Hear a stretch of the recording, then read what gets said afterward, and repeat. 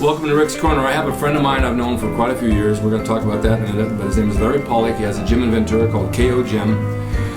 And it's a really good gym, and he's been training since he was how old? I started at 13. And you're how old now? 50. I'm going to say 14. 50 this year. 50 is good age.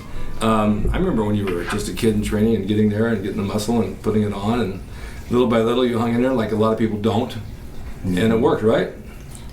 Yeah, I mean, that's what I was all about back then. I know, but how many people start and stop?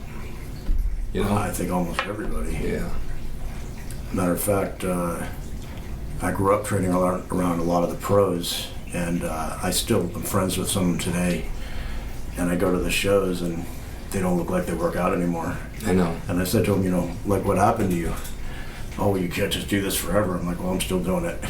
Well, that's the thing. You can do it for as long as you want. I mean, it's like, yes, you have injuries. Yes, you get tired. Yes, you pull muscles and tear things. But if you've been doing it as long as you have and I have, what's the reason to quit? There's no reason to quit.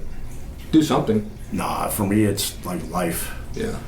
You know, I'm probably on what some people would consider a contest diet all year long, but that's just how I eat. And how is that? What do you do? I just eat real clean. I don't eat any junk food. No gluten, no dairy. At all? At all. No sugar? Limited amount, not too much. Basically, not super low carb, but medium carbs, real high protein. Yeah.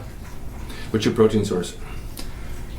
Actually, I go through 20 egg whites every day, several chicken breasts, usually about half a pound of steak. It's a lot of food. Yeah.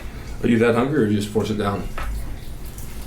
You know, I've gotten used to eating.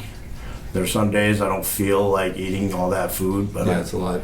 I just eat because I have to. Is there a reason why you don't eat the yolks? I do 1 yolk to 20 whites. Okay. Because they won't hurt you. No, I know. It's just, I actually tried one time long ago eating the whole eggs, and it just clogged up my system. Too much fat. Too much fat. Yeah. So I do 1 yolk, and I get the omega yolks. How many days a week are you training? 4 days. I only train 4 days. How do you split that up? Monday is back and calves. Wednesday is chest and triceps. Friday is shoulders and biceps, and Saturday's legs. Oh, so it's one body part per week? One or two body parts per session, but yeah, I train each body part once a week. Okay, I have a question about that, because you're old enough to know that old school, years ago, the days of Steve Reeves, everybody trained each body part 3 times a week, the whole body. Well, that was a lot.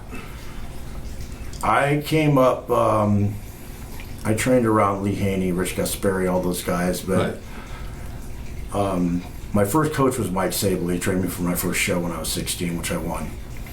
And after that, I was training with a lot of pros, and I met Mike Mentzer. And he ended up being my roommate for about a year while I trained for Team America, and I learned his methods of training. What were his methods that you used? Actually, everything that, you know, the high intensity stuff he talks about, that's what we really did. Really? We really did that. How many sets, like on a body part for high intensity? You can't do a whole lot, right? It's usually 2 warm-up sets and then 1 all-out set to failure. Really? And that's it? That's it. That's for 1 exercise? 1 exercise. On 1 body part. And then what about another exercise for that body part? Sometimes we do maybe, depending on the part, anywhere from 2 to 4 exercises for the body part. Okay. Each one to failure? Totally to failure and beyond failure. That's got to be forced reps, negative reps, strip sets, the whole thing. Minimum before I ever touch a weight. And that's just on a mat, stretching and doing various calisthenics and things like that to get ready. And I use capsaicin religiously. It's heat. I put it every workout. I put it on my shoulders, my elbows, my bicep tendons. If I'm training on my lower back, always. If I'm training legs, my knees too. Yeah. And it gets everything real hot. Yeah. And when things are hot, they're more pliable, less likely to tear. Right, right. And staying hydrated is really important. I drink a minimum of 2 gallons a day. Sometimes on training days I go through 3. I'll go through a gallon during a workout. Oh, that's pretty good. And with electrolytes and everything in it. So, and then of course, you got to try to train smart. When you go really heavy, you're going to be pushing those limits and injuries possible, but having good spotters can save you. Yeah. Hopefully they're paying attention. And and you got to pay attention to what your body's telling you. If something's hurting, a little thing can turn into a big thing if you don't pay attention to it. Absolutely.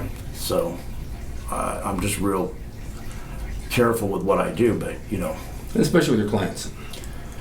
And all my clients get deep tissue work twice a week, right before show, and not before show, at least minimum every 2 weeks. Yeah, helps a lot, doesn't it? Yeah, it's necessary. Without it, muscles get bound up, you build scar tissue, you build adhesions, and then everything gets tight, and then you lift something heavy, something's going to go. It snaps. Yeah. Where can we find you if they want to find you on Facebook, the internet, or whatever, the websites? The website is kogymca.com, and you can reach us on Facebook or Instagram. We're on there as well. So they should make a trip and come out and see you. If you want a real hardcore training gym, Yeah. where people really train hard, I don't think there is any more hardcore gyms in California anymore. Maybe not. But they come see you, they can go to the beach too. Yeah, we're right next to the beach, but I mean, literally people are in there and training hard. Yeah. We have dumbbells up to 200 pounds. Guys are squatting 600-800 pounds, getting ready for powerlifting competitions. Yeah. Pretty motivational. Yeah, and the atmosphere is conducive to training hard. That's what it's about. Yeah.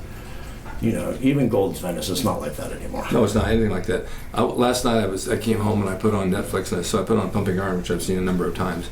But I was just reminding me of the old days down at the beach, hanging out with the guys and what we did in that gym. It's like, I got so inspired to work out this morning.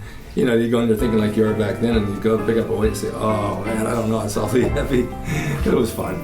It was fun. Larry, thank you so much for being here. I really appreciate it. Thank you. And he's going to give me some pictures of the gym and himself that I'll put up on this interview, and you can contact him on Facebook, go down and see the gym, get a tour, and take it from there, right? Yep. Okay. Thank you guys for watching Rick's Corner, and we will see you next time.